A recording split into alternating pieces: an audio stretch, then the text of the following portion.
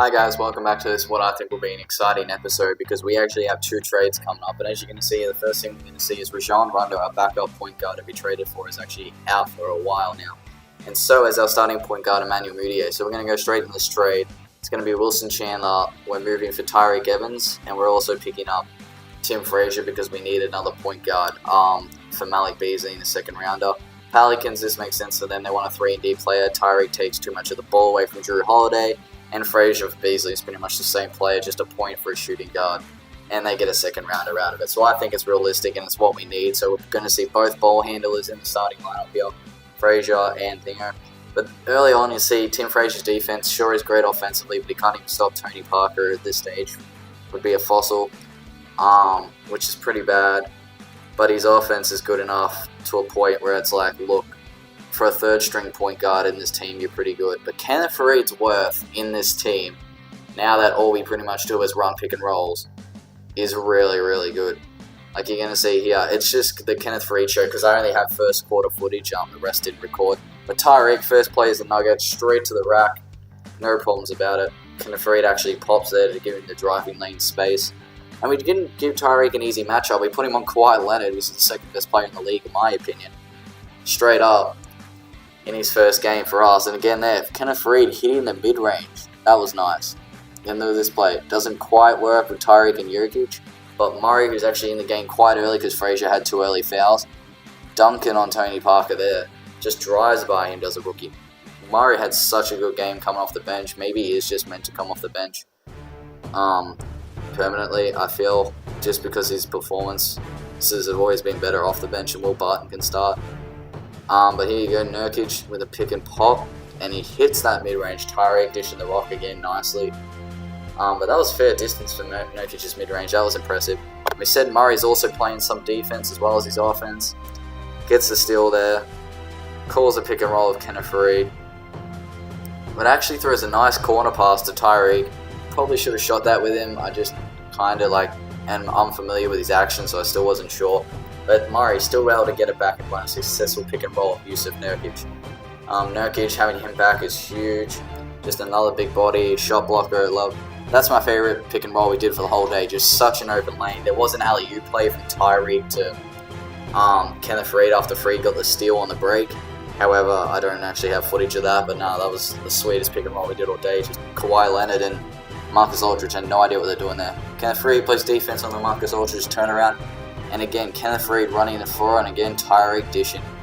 Tyreke's speed, man, so much faster than Gallinari and Chandler. He can run up the floor just like Will Barton and the rest of our guards can. It's so important.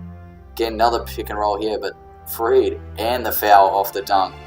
Just dunking on Pau Gasol there. I think he's got, 13 points already in this quarter? It was just a Kenneth Faried show in that first quarter, man. Just a Kenneth Faried show. He's just so important now that all we do is run pick and roll a lot of the time. The funny thing is, Tyreke isn't the best shooter of the ball, but he can still shoot it, so it doesn't actually hurt our three-pointer that much. Considering Wilson Chandler wasn't doing much either. And don't forget about Will Barton, guys. Will Barton can also just as easily handle the ball in the pick-and-roll situation. As you can see, I know nothing on this play. I just saw Darrell Arthur and Patty Mills and thought maybe I could post up. Jamal Murray finds himself open. I have no idea how, but he actually makes the shot. So Jamal Murray is going off in this game. His jumpers were hitting. He was playing defense. He was just really, really strong for us. You're going to see here after he played some good defense, Spurs forced him into a bad shot. David Lee was kind of open, so I guess it wasn't the worst shot. Barton sprinting the floor, and look at this, Kenneth Faried just running the break on David Lee and Marcus Aldridge, who are not athletic enough to keep up with Kenneth Faried in the open floor. Too easy there. And Hernan Gomez posting up on Patty Mills. He had such a good game against the Trailblazers, but in this game, not so much. He really just wasn't doing much for us. I think he's going to be cut for the rotation. I think he just had one good game. That's all it was. We just all got a bit excited. Now Kenneth Faried gets the block late in the quarter. Arthur to Murray, pull up mid-range with that A+ release.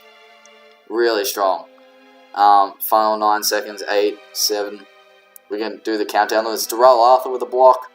Gives it to Kenneth Faried. Runs the floor, gives it to Jamal Murray. Lays it up nicely, but unfortunately it is after the buzzer.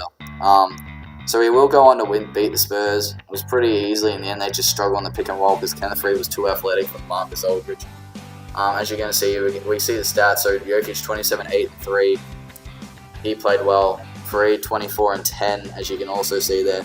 Still a couple too many turnovers for my liking, but when you play that much pick and roll and it's against Kawhi Leonard, occasionally he's going to get his big hands in there and disrupt it. But Free just so dominant, man. 20 points in 20 minutes for Jamal Murray. He was on fire, he was. 4 steals as well. Barton 15, 3 and 5. I think he just, because he can do everything, he can rebound, he can pass, he can do everything. Tyreek actually fouled out, that's why he didn't get a double-double, but 11 and 9 for his first game. I really enjoyed that. Nurkic, 10 points, 2 steals, 1 block. Good to have that center as a solid backup defensively. Frazier also found out, so 8 and 6 for him. He played okay. But I'm not really too concerned with him. I just needed him in a short-term kind of thing until Moutier or Rondo comes back. 7 points for Gary Harris, but as you're going to see here, we're actually going to move him at the deadline. Bad game for Hernan Gomez. He at least could rebound the ball. Shout out to Paul Zipser for getting a minute. But as you're going to see here, we're actually going to... I wanted someone who could be a strong interior defender off the bench. A shot blocker off the bench. And we got Yusuf Nurkic, but he's too slow. We need someone agile enough. And I was looking around the league for a power forward, and I like Taj Gibson. However, he just signed a big contract with the Bulls and is actually injured right now. So we're at the trade deadline. I think we're 33 and 23 is our record right now.